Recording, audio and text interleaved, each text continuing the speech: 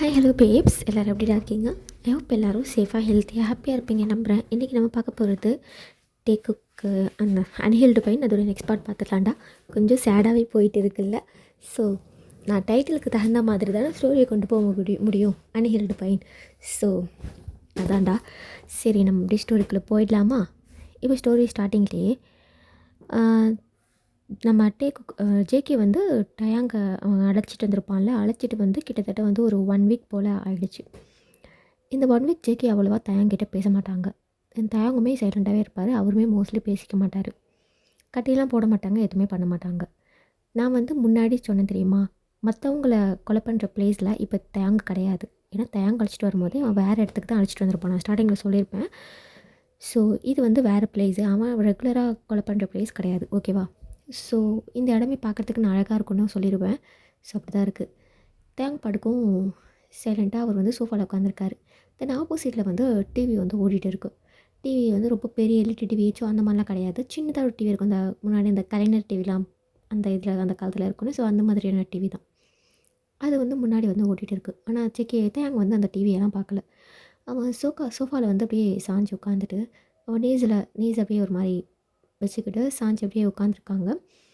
தென் நம்ம எப்போ தூங்கினான்னு தெரியல. தேங்க அப்படியே ஐஸை க்ளோஸ் பண்ணி தூங்கிட்டு இருக்காங்க. தென் அப்போ வந்து ஜேகே அப்போ தான் வந்து வீட்டுக்குள்ளே வந்திருப்பார். வெளியே போயிட்டு அப்போ தான் வந்திருப்பார். வந்து பார்க்குறாரு, டிவி ஓடுது. தேங்க நல்லா க்யூட்டாக தூங்கிட்டு இருக்காங்க. மெதுவாக தேங்கிட்ட போயிட்டு அவன் தூங்குறதே வந்து பார்க்குறாங்க. மெதுவாக ஆப்போசிட்டில் வந்து அந்த டீ டேபிள் இருக்கும்ல, அந்த டேபிள் இருக்குது. அதில் அப்படியே உட்காந்துட்டு தேங்க தூங்குற அந்த பியூட்டியை வந்து ஜேகே வந்து அட்மையர் பண்ணி பார்த்துட்டு இருக்காரு. அப்படியே பார்த்துட்டே இருக்காங்க. அப்போ வெளியில் சில்லுன்னு அந்த காற்றடிக்குது. அதில் அவருடைய ஹேர் எல்லாம் ஃப்ளிஃபியாக அப்படியே அழகாக மாதிரி பறக்குது. அது எல்லாத்தையும் அட்மையர் பண்ணிகிட்டு இருக்காங்க. ஜேகே வந்து தயாங்கு பார்த்துக்கிட்டே அவள் ஏதோ ஒரு விஷயத்த அப்படி யோசிச்சு பார்க்குறாங்க. ஒரு சின்ன ஒரு ஃப்ளாஷ்பேக், ஓகேவா? ஒரு விஷயத்தை யோசிச்சு பார்க்குறாங்க. ஜேகுக்கு 2 பேருமே அந்த ஆசிரமத்துக்கு போயிருப்பாங்கல்ல. அப்போது அவங்க போய் ஒரு 1 மந்த் ஆகிடுச்சு. அந்த டைமில் ஜிமின் வந்து மற்ற பசங்க கூட குட்டி பையன் தானே, மற்ற பசங்க கூட ஜிமினுக்கு ஜேகேக்கு 10 வயசு, ஜிமினுக்கு 7 வயசு சொன்னேன்னா. ஸோ அந்த மாதிரி ஜிமின் வந்து சின்ன பையன் தானே, அவன் பங்குள்ள குழந்தைங்க கூடலாம் விளையாடிட்டு இருக்கான். அப்போது ஜேகே ஆப்போசிட் உட்காந்துருக்காங்க. அவனுடைய கையில் வந்து புக் இருக்குது. அதை அப்படியே படிச்சுக்கிட்டே ஆப்போசிட்டில் விளையாடுற ஜிமினை பார்த்துட்டே இருக்காங்க. என்னன்னு தெரியல, ஜேகேக்கு ஜிமினை பார்க்கும்போது அவனே அறியாமல் கண்ணில் தண்ணி வந்திருக்கும். அவன் டியர்ஸை வந்து வைப் பண்ண கூட இல்லை. ஏன்னா அவனுக்கே தெரியல கண்ணில் ஐஸில் டியர்ஸ் வருதுன்னு. அவன் சைலண்ட்டாக ஜிமினே பார்த்துட்டே இருக்காங்க. கண்ணில் டியர்ஸ் வருது. அப்போது ஏதோ ஒரு குட்டி பையன் சவுண்டு கேட்குது. ஏன் அலறீங்க? அப்போது ஜேகே வந்து திரும்பி பார்க்குறாங்க. நான் ஏன் அலறேன்? அழலாம் இல்லையே. இல்லை, உங்கள் கண்ணில் தண்ணி வருது பாருங்கள். அப்போ தான் வந்து கண்ணில் தொட்டு பார்க்குறாங்க. தண்ணி இருக்குது. அது தூசி பற்றிருக்கும்னு நினைக்கிறேன். சரி அல்லாதீங்க, இந்தாங்க சாக்லேட் சாப்பிடுங்க. சாக்லேட்டா? எதுக்கு? என் அண்ணன் நான் அள்ளும் போது எனக்கு சாக்லேட் தான் கொடுப்பாங்க. உடனே நான் அழுகை நிப்பாட்டிட்டு வந்து தெரியுமா? அதே மாதிரி தான் நீங்கள் சாக்லேட் சாப்பிடுங்க, உங்களுக்கும் அழகு நின்றோம். அப்போ ஜேகே லைட்டாக ஸ்மைல் பண்ணிவிட்டு, இதெல்லாம் உங்கள் அண்ணன் செய்வாங்களா? உங்கள் அண்ணன் பேர் என்ன? என் அண்ணன் பேர் மின்யோங்கி. உங்கள் பேர்? என் பேர் மின் தயாங்கு. மின் தயாங்கு. ஆமாம். சூப்பராக இருக்கு உங்கள் நேம். நீங்களும் க்யூட்டாக இருக்கீங்க. தேங்க்யூ அப்படின்ட்டு தயாங்கு வைக்கப்படுறாரு. லைக் தயாங்கும் ஜிமினுக்கும் சேம் ஏஜ், ஓகேவா? தயாங்கு வந்து வைக்கப்படுறாரு. நீங்கள் இங்கே என்ன பண்ணுறீங்க? நானும் இங்கே தான் இருக்கேன். ஆனால் நான் உங்களை பார்த்ததே இல்லையே. அதுவா, நான் உங்களை நிறைய டைம் பார்த்துருக்கேன். ஆனால் நீங்கள் தான் என்ன பார்த்தது இல்லைன்னு சொல்லுங்கள். அது நீங்கள் எப்போவுமே அந்த லிட்டில் பாயை மட்டும்தான் பார்த்துட்டே இருப்பீங்க. எங்களெலாம் நீங்கள் பார்த்துருக்கவே மாட்டீங்க. அப்புறம் நான் உங்களை நிறையா தடவை பார்த்துருக்கேன். நீங்கள் யாரு கூடயுமே பேச மாட்டீங்க. ஏன் யார் கூடயும் பேச மாட்டீங்க? உங்களுக்கு யாரையும் பிடிக்கலையா? அது அப்படிலாம் கிடையாது. அது என் தம்பி ஜிமின். அவனை நான் சும்மா பார்த்துட்டு இருக்கேன், அவ்வளோதான். ஓ அப்படியா? உங்கள் பேர்? என் பேர் ஜான் ஜங்குக். ஜாங். உங்கள் பேர் பெருசாக இருக்கே. நீ என்ன ஜேகேன்னு சொல்லு. சரி, நான் உங்களை ஜேகேன்னு கூப்பிட்றேன் அப்படின்னு அந்த பையன் சொல்கிறான்.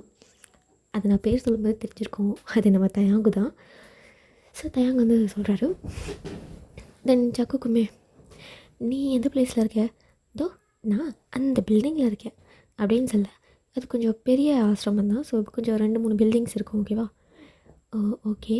நீயும், நானும், என் அண்ணாவும். அப்போ ஜேகே யோசிக்கிறான். நானும் ஜிமினும் இருக்கிற மாதிரி தானே அப்படிங்கிற மாரி.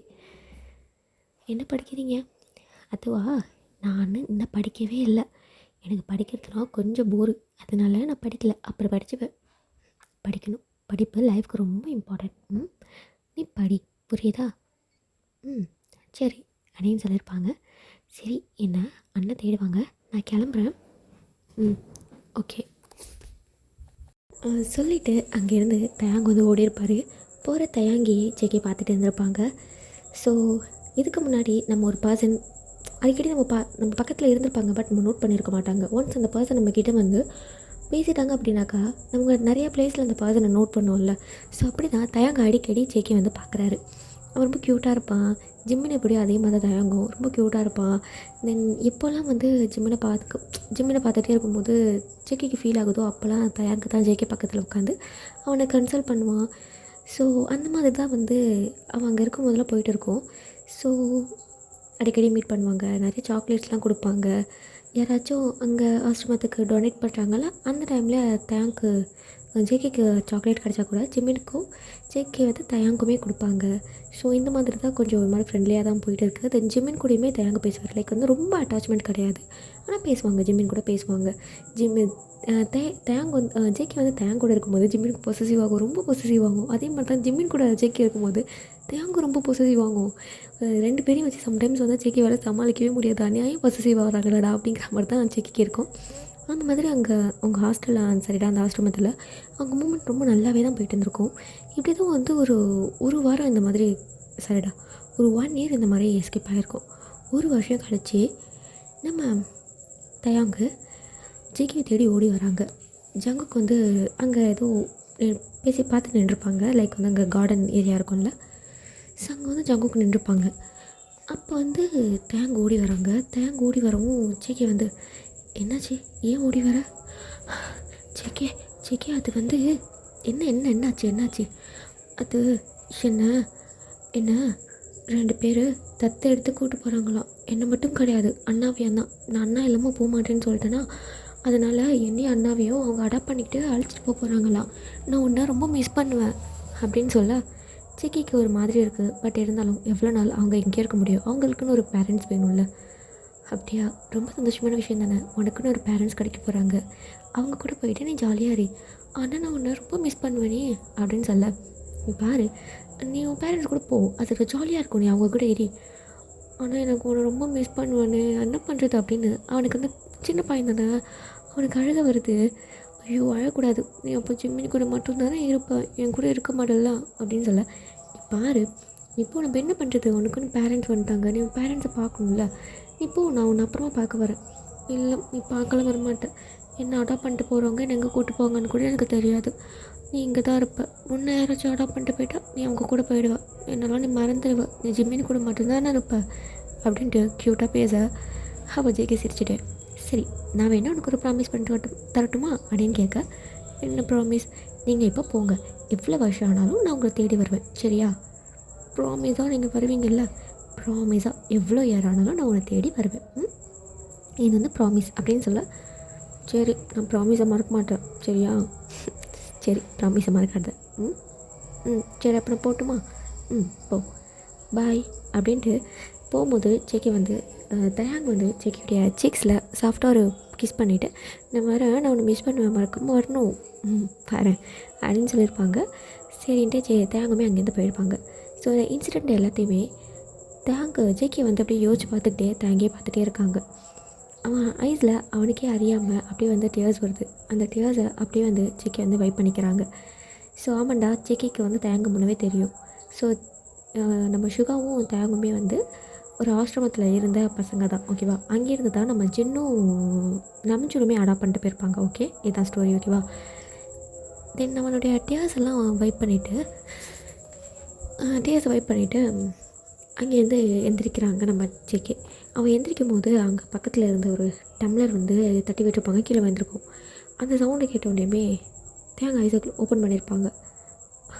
சாரி துக்கத்தை டிஸ்டர்ப் பண்ணிட்டேண்ணா. அவன் இல்லைன்னு ஹெட் ஷேக் பண்ணிட்டு சைலண்டாக உட்காராங்க. ஓகே நான் போய் ஃபுட் ப்ரிப்பேர் பண்ணுறேன் அப்படின்ட்டு ஜேகே அங்கேருந்து போயிட்டாங்க. போகிற ஜேகேவே தயங்க சைலண்ட்டாக பார்த்துட்டு இருக்காங்க. தென் இதுக்கப்புறம் ஒரு 2-3 டேஸ் அந்த மாதிரி போகுது. அப்போ ஒன் ஃபைன் டே ஜேகே வீட்டில் இல்லை. தயாங்க வந்து சும்மா தான் உட்காந்துருக்காங்க. அப்போ அந்த வீட்டை சும்மா சுற்றி முற்றி பார்த்துட்டு இருக்காங்க. சுற்றி சுற்றி அந்த வீட்டை பார்த்துட்டு இருக்காங்க. அங்கே நிறைய புக்ஸு நிறைய திங்ஸ் அது மாதிரிலாம் இருக்குது. அப்போ எதிர்ச்சியாக ஜேகேயோடைய ரூமை பார்க்குறாங்க. அந்த ரூம் ஓப்பனில் தான் இருக்குது. ஜேகேக்கு தனி ரூம் ஓகேவா, அந்த ரூம் ஓப்பனில் தான் இருக்குது. மெதுவாக அந்த டோரை ஓப்பன் பண்ணிட்டு உள்ளே போகிறாங்க. உள்ளே போய் பார்க்குறாங்க. அங்கே நிறைய ஃபோட்டோ இருக்குது. லைக் வந்து ஜிமினுடைய ஃபோட்டோவும் ஜேகேயோடைய ஃபோட்டோவும் நிறையா இருக்குது. ரூம் ஃபுல்லாக ஜிமின் ஃபோட்டோ நிறையா இருக்குது. அதுலேயே தெரியுது இவன் ஜிமினை எவ்வளோ மிஸ் பண்ணுறான் அப்படிங்கிற விஷயம். நிறைய ஜிமின் பிக்ஸ்லாம் அங்கே இருக்குது. 2 பேரும் ஒன்றா இருந்த பிக்ஸ் இருக்குது. ஸோ அந்த மாதிரி நிறைய பிக்ஸ் எல்லாம் அங்கே இருக்குது. உள்ளே போய் பார்க்குறாங்க. அங்கே ஆல்பம்ஸ்லாம் இருக்குது. ஜிமின் இவனை டைம் ஸ்பெண்ட் பண்ணது. ஸோ அந்த ஆல்பம்ஸோ இதெல்லாம் இருக்குது. அப்போ வந்து இன்னொரு டைரி மாதிரி இருக்குது.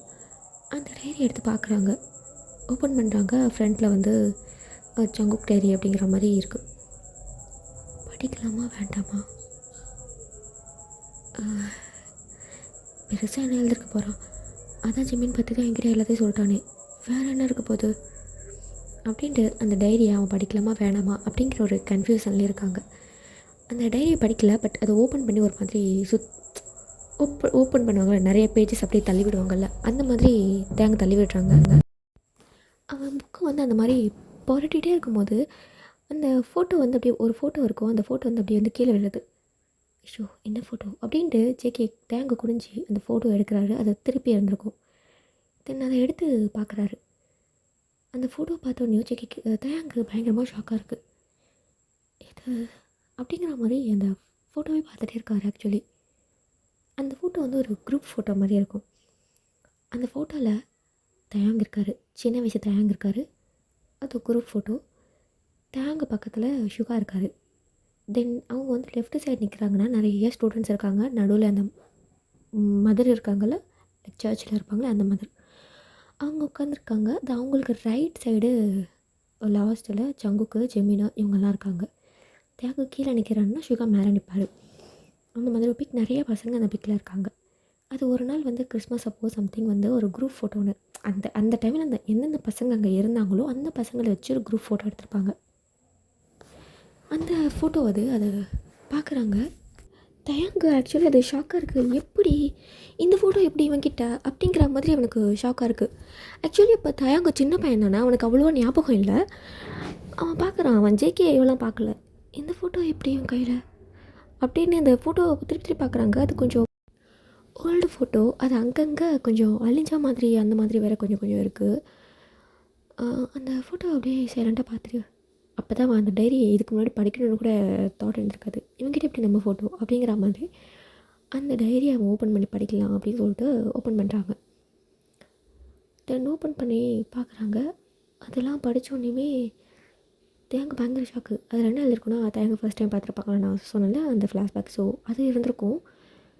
தென் அதெல்லாம் படித்து பார்க்குறாங்க. அவனுக்கு ரொம்பலாம் ஞாபகம் இல்லை. பட் அந்த ஆசிரமத்தில் ஒருத்தர் கூட நம்ம க்ளோஸாக இருந்திருக்கும். அந்த மாதிரி ஞாபகம் இருக்குது.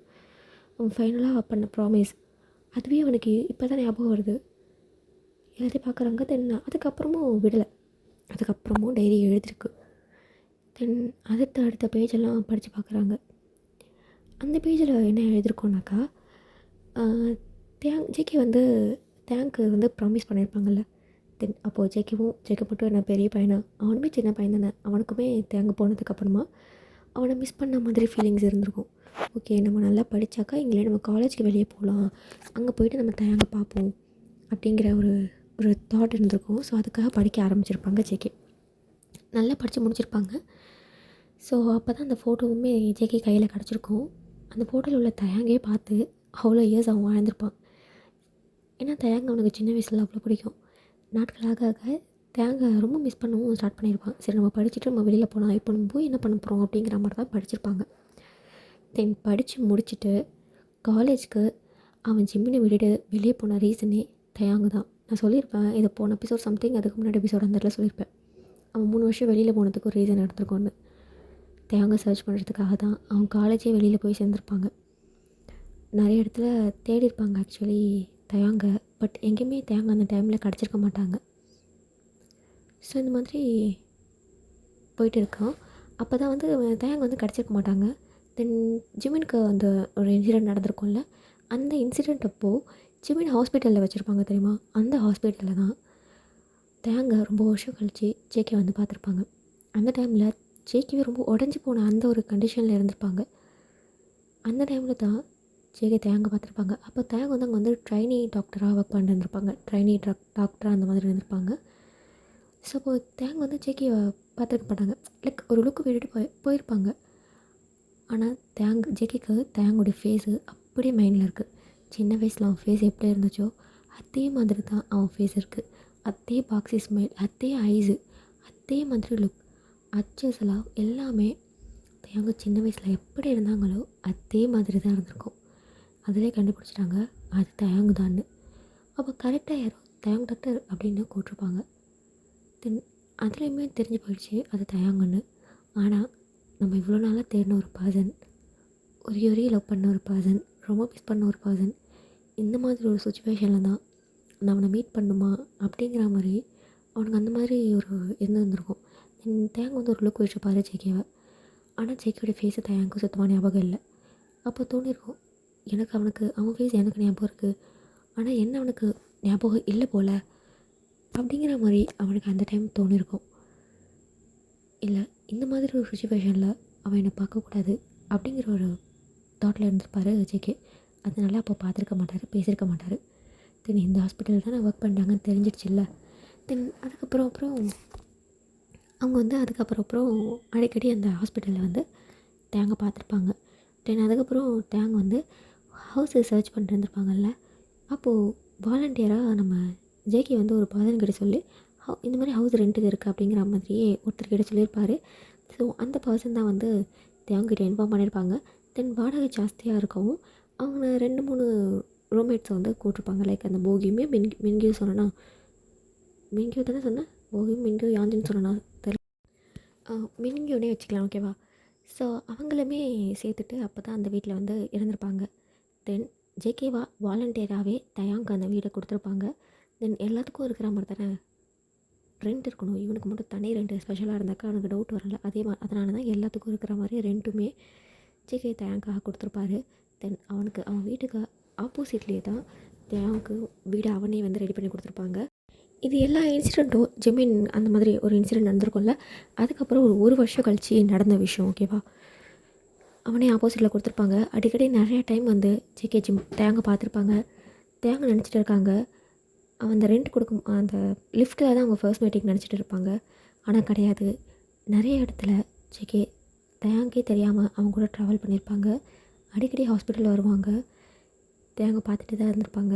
ஸோ நிறைய பிளேசஸில் தயாங்க பார்த்துருப்பாங்க. அவனுக்கு ரெண்ட் கொடுக்கும்போது அவன் வீட்டுக்கு வரும்போது தயாங்கா என் வீட்டுக்கு வந்திருக்கான்னு சொல்லிட்டு தான் அவன் ஷாக் ரியாக்ஷன் கூட கொடுத்துருப்பான் பாருங்கள். என் வீட்டுக்கு தயாங்கா அப்படிங்கிற மாதிரி ஷாக் ரியாக்ஷன் கொடுத்துருப்பாங்க. தென் அதுக்கப்புறம் இந்த கேஸ் எல்லாத்தையுமே தேங் தான் விசாரிக்கிறான். தேங் கிட்ட தான் அந்த கேஸ் எல்லாம் போகுது. அந்த போஸ்ட்மார்ட்டம் பண்ணுற ரிப்போர்ட்ஸ் எல்லாம் தேங் தான் கொடுக்குறான் அப்படின்னு தெரிஞ்சோடனேயுமே அவனுக்கு வந்து ஒரு சின்ன பயம். இந்த மாதிரி ஒரு பர்சனை தேங்கு பிடிக்காமல் போயிடுமோன்ற ஒரு பயம். அந்த பயத்தினாலேயே தேங் கூட ட்ராவல் பண்ணியிருப்பாங்க. தென் சுகா அந்த வார்த்தை இன்னமுமே அவனை பாதிச்சிருக்கும்.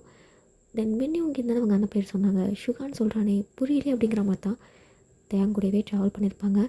தென் தேங்குடைய அண்ணன் பேர் ஷார்னம் மின்னுங்கி. தென் அவன் வந்து அடாப்ட் பண்ணிட்டு போனதுக்கப்புறம் அவன் நேம் வந்து கிம் சுகாவாக மாற்றிருப்பான். அதே மாதிரி அடாப்ட் பண்ணது நம்ம கிம் நம்ஜினாஜே, அதனால் அவருடைய ஷோர் நேமே வந்து கிம் சுகானும் கிம் டேங்னும் மாற்றிருப்பாங்க. தென் அதுக்கப்புறம் அவங்க கூட ட்ராவல் பண்ணியிருப்பான். சுகாவை பற்றி ஒரு சில விஷயத்த கேதர் பண்ணியிருப்பான். தென் சுகா லவ் பண்ண விஷயமும் தெரிய வந்திருக்கும். தென் சுகா பார்க்கும்போதெல்லாம் அவனுக்கு அவ்வளோ கொலவரி எழுதியிருக்கும். அதையும் சேர்த்து எழுதி வச்சுருப்பான். ஸோ இது மாதிரி நிறைய விஷயங்கள் அதில் எழுதியிருக்கு. லிட்டரலி ஜேகே என்ன எழுதியிருக்காங்கன்னா தேங்க லவ் பண்ணுறான். அதை நிறைய இடத்துல தேங்கிட்ட கன்வே பண்ணதுக்கு ட்ரை பண்ணியிருக்கான். பட் அவனுக்கு பயம், எங்கே நம்ம அதை கன்வே பண்ண போய் நம்ம ஒரு கொலைகாரன்னு தெரிஞ்சு அது அவனுக்கு பிடிக்காம நம்மளை வெறுத்துருவானோ. லவ் நல்லா போயிட்டு இருக்கும்போது திடீர்னு ஒரு கட்டத்தில் என்னோடய ரியல் ஃபேஸ் தெரிஞ்சு அவன் என்னை ஹர்ட் பண்ணிவிடுவானோ அப்படிங்கிற ஒரு பயத்தினால அவர் சொல்லாமல் இருந்திருப்பார். தென் அவனை நிறைய விஷயங்கள் எழுதியிருக்கான். என்னால் அவன் கண்ணை பார்க்க முடியாது, எங்கே கண்ணை பார்த்தா நான் லவ்வை சொல்லிவிடுவானோன்னு பயமாக இருக்குது. ஸோ இந்த மாதிரி ஒரு சில இன்சிடெண்ட்லாம் எழுதி வச்சுருப்பாங்க. அதெல்லாம் படிக்க தயாங்குடைய ஐஸ்லேருந்து டியர்ஸ் வருது. அந்த டைரியை மூடி வச்சுட்டு எங்கே இருந்துச்சோ அங்கே வச்சுட்டு அந்த ரூமை விட்டு வெளியில் வராங்க. அவனுக்கு அழுகை வருது. அவன் டைரெக்டாக அவனோட ரூமுக்கு போயிட்டு டோரை க்ளோஸ் பண்ணிவிட்டு அவன் சைலண்டாக அப்படியே உட்காந்து அழுறாங்க. அப்போ அவன் சரி என்னை இவ்வளோ நல்லா லவ் தான் பண்ணியிருக்கானா, அவன் என் அண்ணாக்காக தான் என்னை கடத்துறான்னு நினச்சேன்.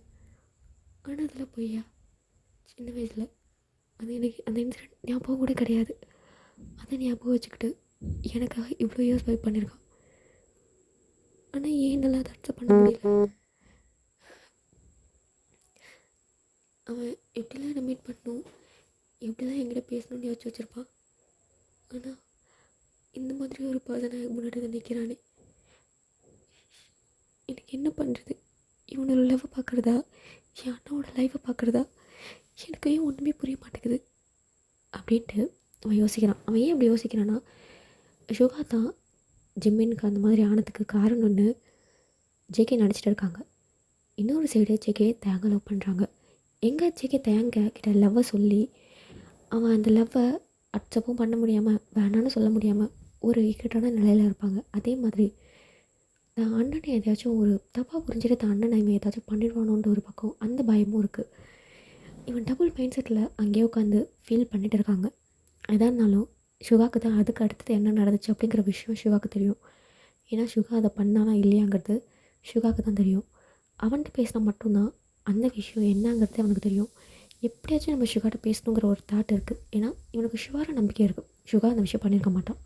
ஜிம்மினுக்கு அந்த மாதிரி ஒரு விஷயத்த சுகா கண்டிப்பாக பண்ணியிருக்க மாட்டான். அது 100% ஷுர் தெரியும். ஏன்னா ஜிம்மின் வந்து ஃபாரின் போகிறேன்னு சொல்லும் போது அதுக்கப்புறம் சுகா வந்து பேசியிருக்க மாட்டாங்களா ஜிம்மின் கூட.